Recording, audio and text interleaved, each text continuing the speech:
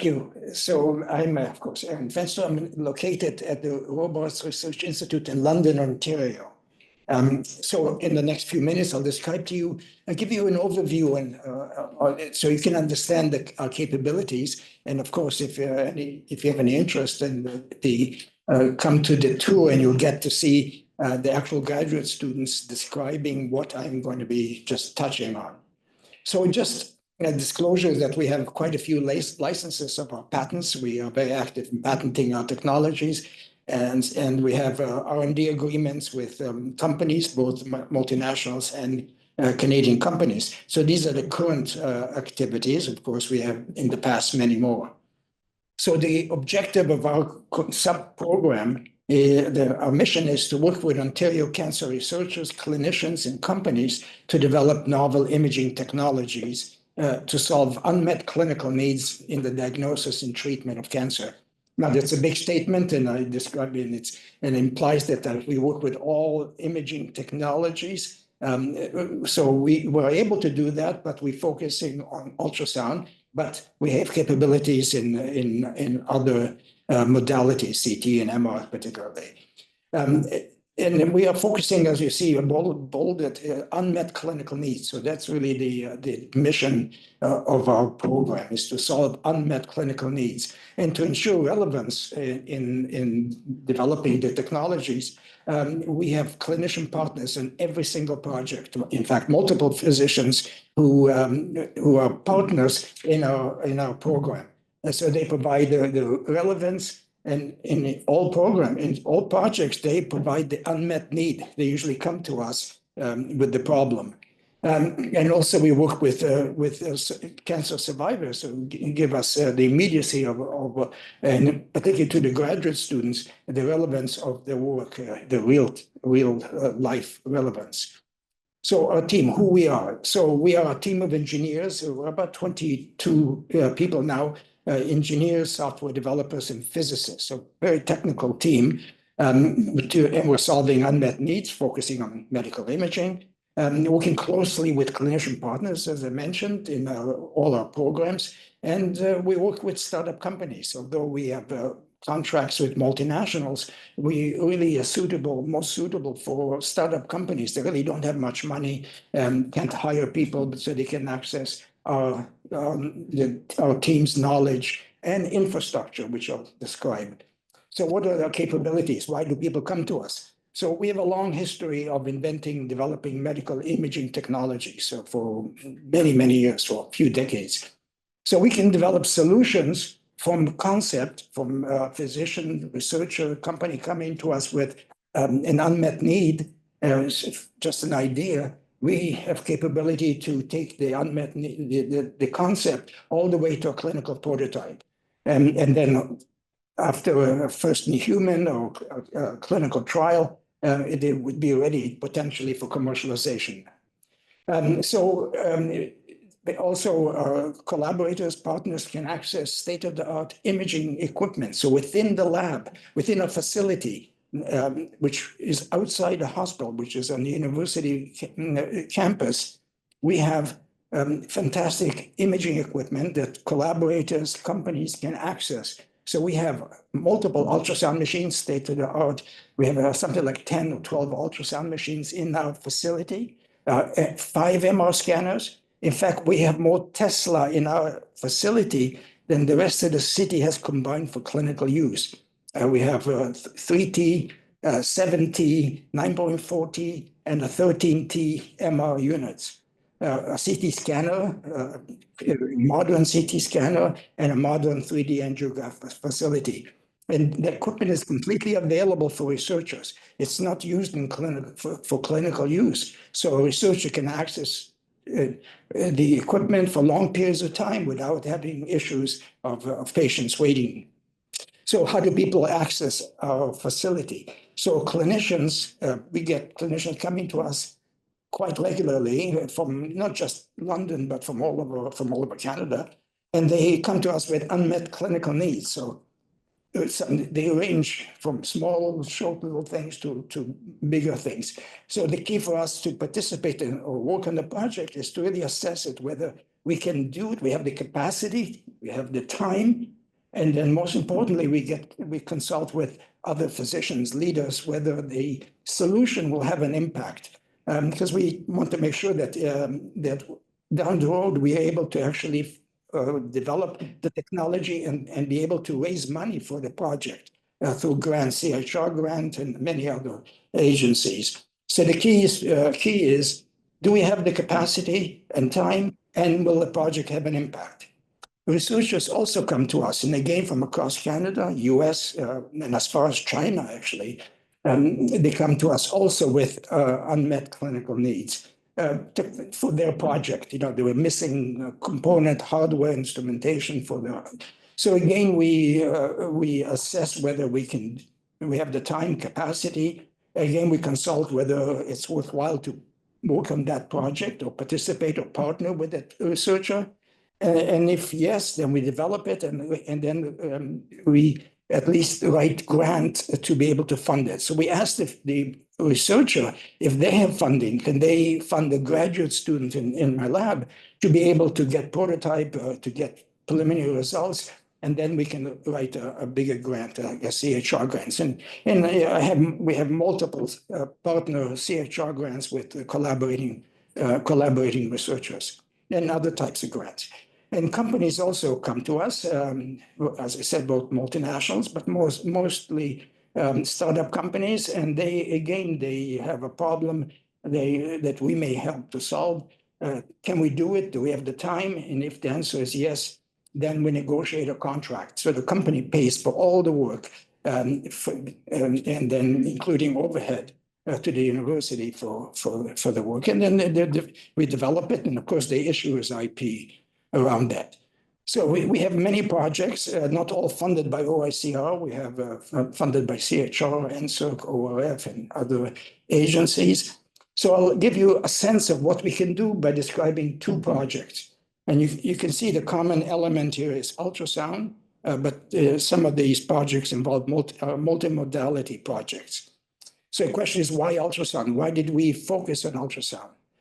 Well, so probably a decade ago, we believed that the use of ultrasound, especially, is used globally in every hospital in the world, but it's two-dimensional, and therefore it's highly variable, and it depends on the user, the expertise of the user. So we invented 3D ultrasound technology. So we have multiple patents around that area, and then we've been using it for various solutions, various applications. So it makes the 3D imaging of the anatomy inexpensive. We include robotic and AI tools into the project now, and then we're able to improve tool guidance for guided intervention, guiding needles into the body, for example.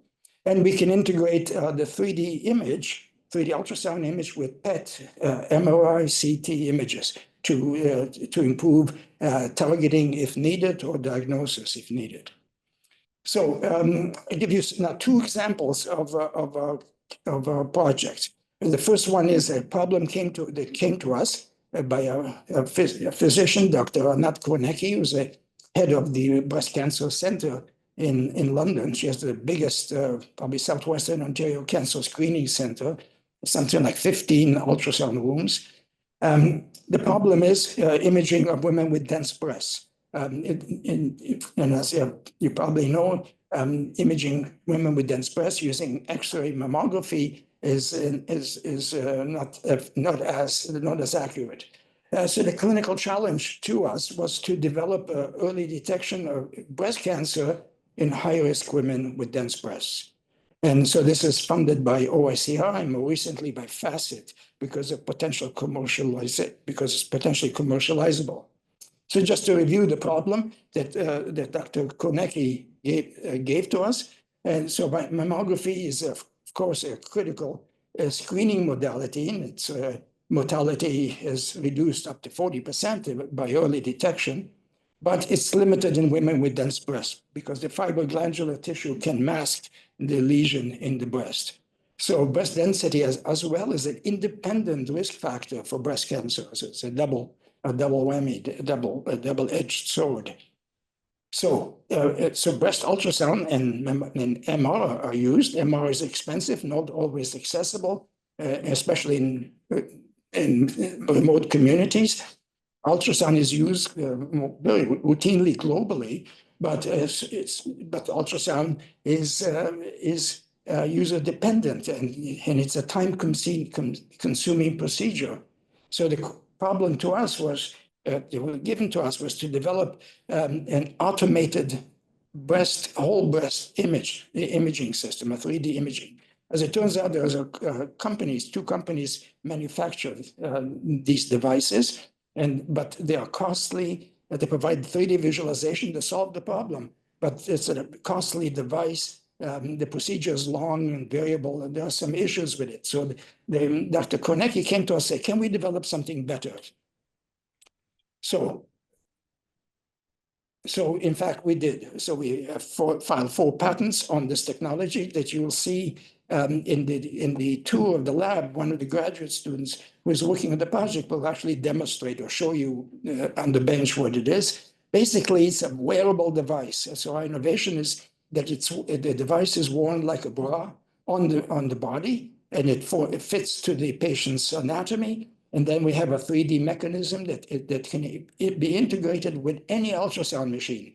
So the hospital doesn't have to buy a new ultrasound machine, but they just plug in the existing ultrasound machine and scan the body. And there's a 3D ultrasound image of a healthy volunteer. So we're testing it first on healthy volunteers in the university. And so using a 3D image, we can navigate through the breast and see it from different angles. The whole procedure takes about 12 seconds. And basically the breast is imaged. And of course, another few seconds for the other breast. So we've finished a study on healthy volunteers to demonstrate the feasibility of our approach. So although it states here that this patient in this image held their breath, so basically half full inspiration, but we've also imaged individuals who actually talked and breathed during the procedure because it's worn on the chest. As the patient breathes, of course, our device moves with the chest, so there's no artifact. Well, the commercial system is a cart-based system, and therefore, if the patient moves, breathes, image is not good. And this is part of it. The second example is another problem came to us from Dr. Kuhl, interventional radiologist. And then he came to us with the problem of liver ablation, liver tumor ablation, using radiofrequency or microwave. So the challenge to us was, I'll get to the problem in a second, but the challenge to us was to develop an ultrasound-based guidance system with the tools needed to complete the ablation. And this is funded by OICR, CIHR, and NSERC. So the problem is that Dr. Kuhl came to us with is this is the description. So liver cancer is treated, of course, can be treated surgically, but more and more so if the tumor is less than 3 centimeters in diameter, fewer than 3 lesions, then the patients can undergo ablation, basically guiding a needle into the body and ablating it, cooking or freezing, but most likely cooking the tumor, raising the temperature to about 56 or 60 degrees and destroying the lesion. This becomes a percutaneous through the skin procedure. So in other words, it's no open surgery. So the key, of course, is guiding the needle to the target accurately. So, of course, the procedure involves using contrast agents. So it's under CT guidance. It is typically done in many countries. It's under CT guidance, especially in the US, but more and more so using ultrasound. The ablation applicator, it's a metallic object, can be seen in CT, but CT is not always available. And therefore repeated imaging is needed through the procedure under CT. The patient has to go into the bore, a needle is inserted, come out of the bore. If the needle is not the right location, go in again and reinsert the needle and so on. So there's a complicated procedure. And therefore, a CT-based ablation takes about up to 3 hours and involves multiple scans, up to 12 scans. And so the issue is accessibility because of certainly in Canada and many countries, the need for CT for other applications. And occupying a CT scanner for 3 years, for 3 hours, it probably probably 3 patients, so it's about 9 patients would not have CT images for other indications. So the challenge was to develop an ultrasound-based complete procedure, and so we've done that. And this is just a photograph ultrasound machine, and beside this is the mechatronic robotic device. It holds a mechanism that can translate and tilt over the abdomen to generate a 3D image of the liver. So there's an example of just a mock procedure, and there are a 3D image of this volunteer's liver. So we can generate a 3D image of the liver, of a region of, not a complete liver, but a region of the liver, and it takes about 8 seconds, and then and the image is available immediately. So the physician can immediately identify the lesion and then plan the procedure.